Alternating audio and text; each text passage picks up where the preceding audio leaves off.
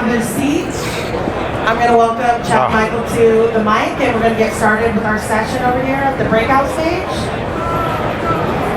All right. Okay. Thank you. What's up, Justin? Thank you all for coming out here today to my breakout. I really appreciate it. This is my first time doing anything with Win the Storm, and I'm super excited to do that. And so I just appreciate your attention on what I'm going to talk about.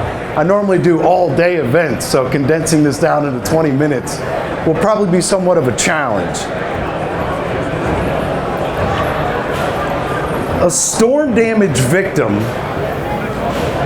hires a contractor to make repairs to their property. In place already is an insurance adjuster estimate for $20,000. The contractor submits a supplement to the insurance company, sends in their estimate before repairs. The insurance adjuster gets back to the contractor later on, a different insurance adjuster, and says, I'm in receipt of your estimate for $20,000. I worked on it. I added line items to our original estimate, and I got it up to $40,000, or I got it up to $30,000, not your 40 where you're at. So from 20, the adjuster or the contractor writes an estimate for 40, and the adjuster adds line items and gets it up to 30, not the 40. And he says, I didn't get it up to the 40, but I sent you over a copy of the estimate. Take a look at it, and if you agree to it, I'll send out the check. You guys have that happen? Adjusters, in the 24 years of my experience, what I've seen is that all insurance adjuster estimates, every single one of them, are short. Every single one. That's stunning. Stunning. And next to every insurance adjuster line item on the estimate is a dollar amount, right? So if it's missing line items, it's missing dollar amounts. So what I want to talk about today are essentially 3 different ways of neutralizing the insurance adjuster. And if you don't know me or anything that I talk about, I'm usually always focused through the eyes of the contractor. So I realize there are a lot of policy folks here, PAs, maybe some attorneys. I'm always looking from the perspective of the contractor, which I think the majority of you guys are here. But this will help you PAs and help attorneys that are here. As the contractor, I think the number one thing that I want to talk about is mindset. There are 3 ways that I want to talk about neutralizing the insurance adjuster. The first way is mindset. The position that you play on the field, okay?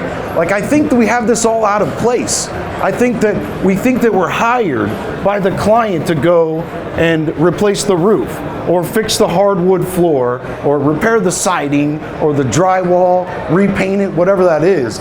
But I think we're going about this the wrong way. What is the reason that we're hired to do these things in the first place? I think that's a fundamental shift, that if you start here, everything can be different for you. The way that I view that you're hired and contracted to do these jobs, the reason why you're hired, you are contractually obligated to perform all repairs that are prescribed by the insurance claim. Okay, so how do you bring that home to help you visualize it? I go out and I meet with an adjuster as a contractor, and I introduce myself as to who I am and why I'm there, and they ask me, do you have an estimate? Well, I sort of have the structure of an estimate, like an initial estimate that I have put in place. However, I am the contractor who was hired to perform all repairs that are prescribed by you. So that's what I'm doing here. I'm here to get my instruction list from you. I'm here to get my marching orders from you. I think that if you start from that position, then everything becomes easier. Everything becomes much less of an uphill battle all the time, much less conflict. See, I think that most of the time we're having these arguments with adjusters before the actual repairs are made. And because of that, we're not really arguing about actual repairs, we're just arguing about an estimate. Think about that. We're arguing about a prediction. The estimate that's already in place, that's just a prediction of what it's going to take during the job. I believe that the contractor has the most power in this scenario because the contractor is going to be the one that's going to be there when the repairs are actually being made. That's why I think the contractor has all the power. We're going to be there when the repairs are being made, and so we can prove our prediction true.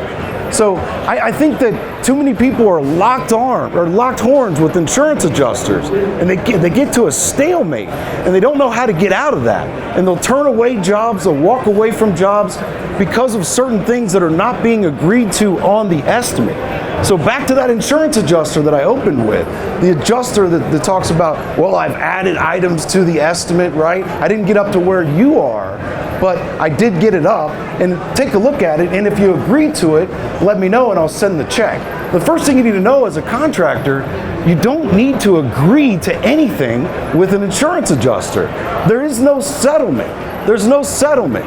So if you're talking about doing an appraisal, that's different. Yes, there are settlements involved with that.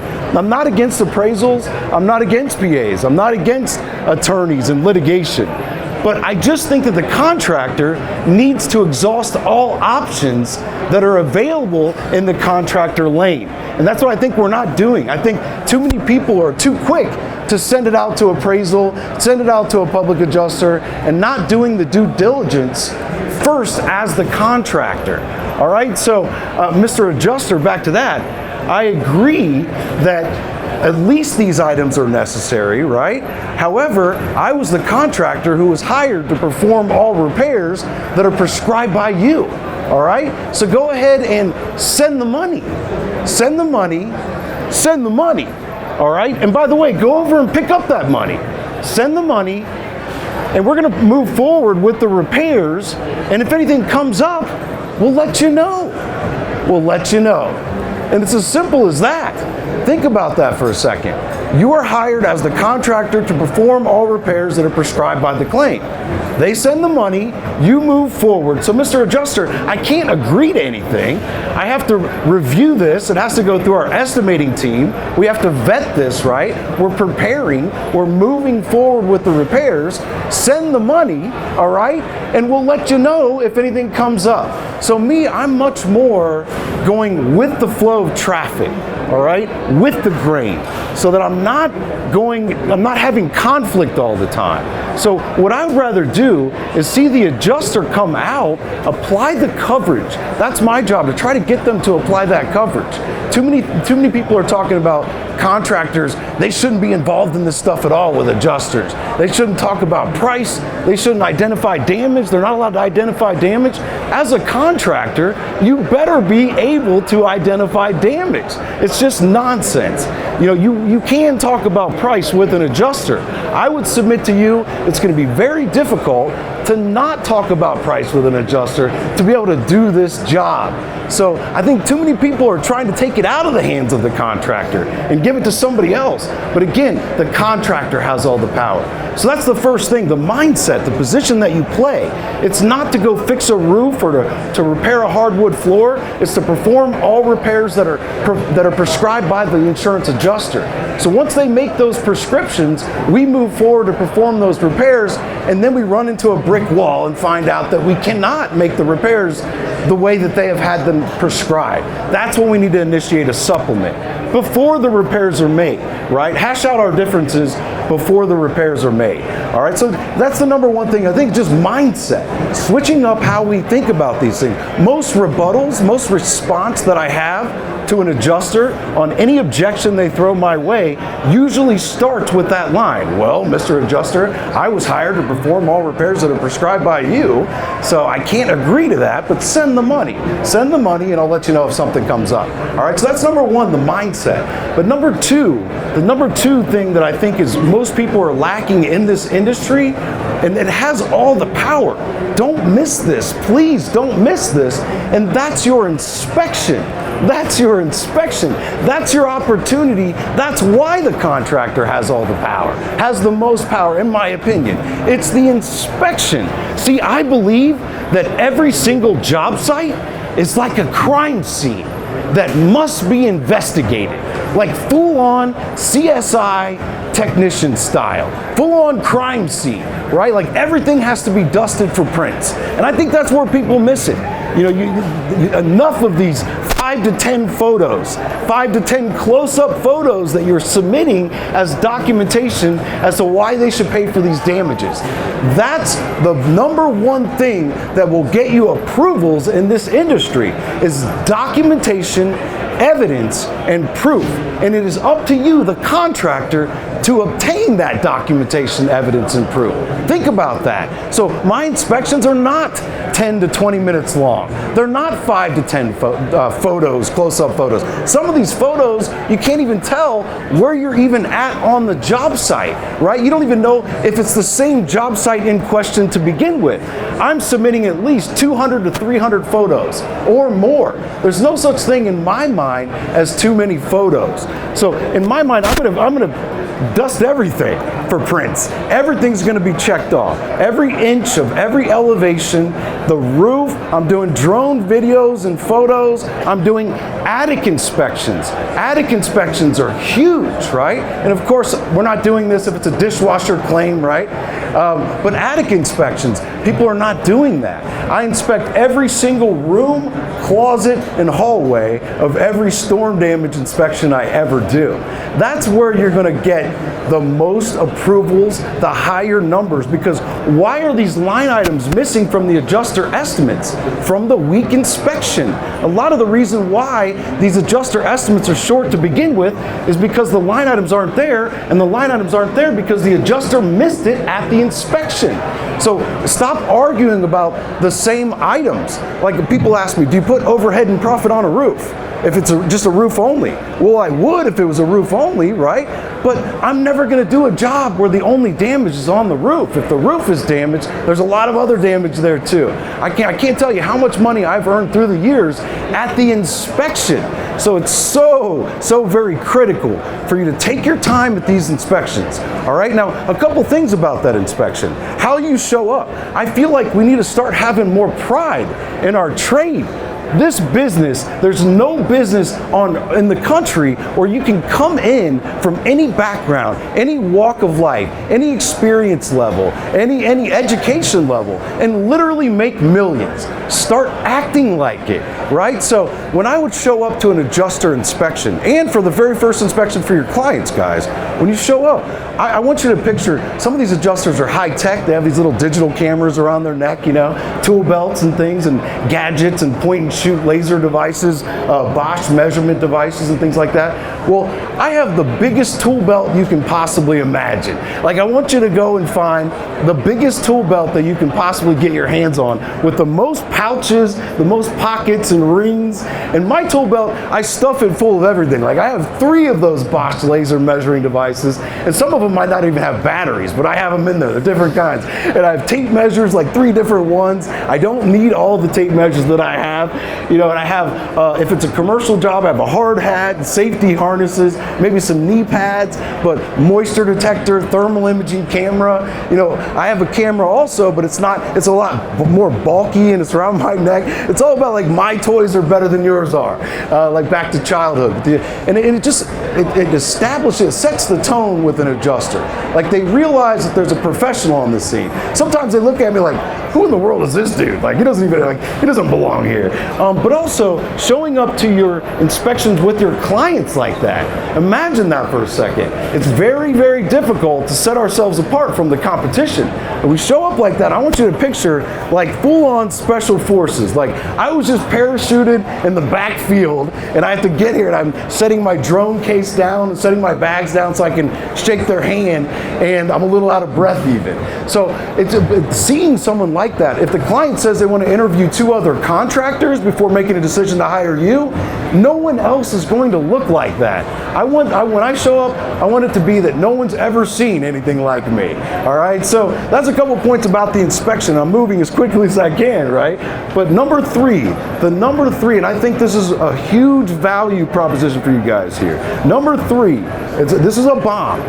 People are missing this all across the country. I've spoken with thousands of contractors in person just in the last couple years, and I'm telling you, this is where everyone is missing it. See, we're put in this box, all right, where I already mentioned to you, like, as everything I talk about is through the eyes of the contractor, meaning that nothing I do deals with policy and coverage, all right? I'm not using insurance policies to win my arguments because I can't, because I'm in the lane of the contractor. Public adjusters can do that. If you're doing if you're an attorney, you can do that. But as a contractor, you cannot discuss policy and coverage. So if an adjuster says to me, listen, policy excludes that. Policy doesn't owe for that. We don't owe for that, right? I will physically repel from them. Whoa, Mr. Adjuster, sounds like you're talking to me about policy and coverage. I'm just a contractor. I can't talk to you about policy and coverage, right? But that puts you in a box because you feel like you have one arm tied behind your back because you can't talk about policy and coverage, when the adjuster has the advantage on you in that way because they can constantly talk about that to shut you down. But I have what I consider to be the equalizer to that problem, the neutralizer. It really is the neutralizer, guys. And that's the building codes. It's the building codes. And what I'm talking about is ordinance and law, OL coverage. So if you don't know about that, you need to start learning about that ASAP. Ordinance and law, OL coverage. If they have the OL coverage, then that just essentially means that the insurance company must pay to bring everything up to code on any repairs that you're working on. This is so huge because guess what? Insurance adjusters don't know jack about building codes, guys. They don't know anything about building codes. This is your advantage. So if you study your opponent, if you're in sports and you study your opponent, you watch film on their game, you look for where they're lacking so that you can have the advantage.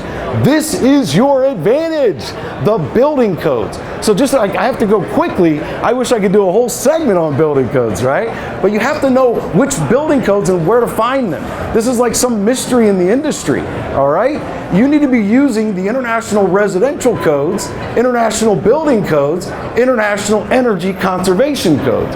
Look up the International Code Council who publishes those codes. They publish these codes every 3 years. So you need to know which version to use.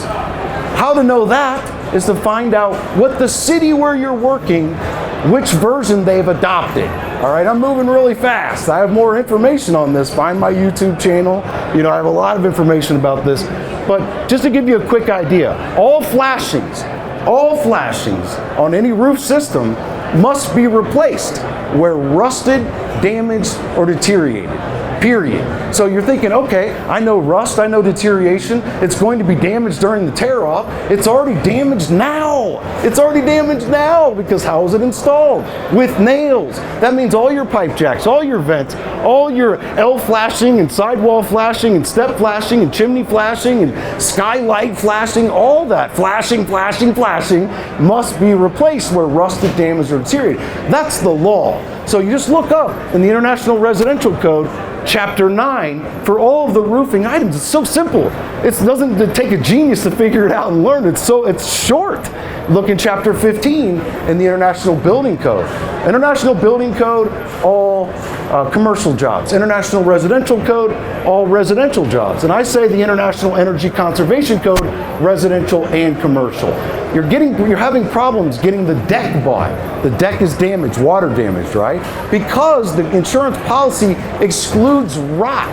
But it's not rotted, guys. It's water damaged, right? I mean, there's 4 different building codes that will get that bought.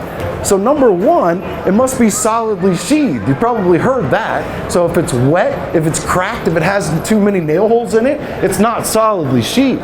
Any roof covering or underlayment cannot be water saturated. That's a second code. You cannot roof over top of anything that has a water-soaked deck. That's a third code. Number 4, all manufacturer specifications must be followed. That's a fourth code. These are building codes, ordinance and law. So when they say we're not paying for it because the policy excludes rot, does the policy have ordinance and law coverage? You can't force me, Mr. Adjuster, to go and break the law. You understand that? So like, I think too many people are missing this, and this is why, see, I missed this as 10 years as a contractor too. I thought that all the people that were around me, they were experts in building codes. I now see they didn't know anything about building codes. See, you might think that, and by the way, adjusters don't know anything about building codes. You'll find that exception where it'll be rare where an adjuster knows about building codes. Maybe they were a former contractor. But don't just assume that because he was a former contractor he knew about building codes, because guess what? Contractors as a whole don't know anything about building codes, guys. They don't know anything about building codes. I'm not going to call anybody out, but I would imagine that most of the people in this conference, overwhelmed, like maybe 80-90%, don't understand building codes, guys.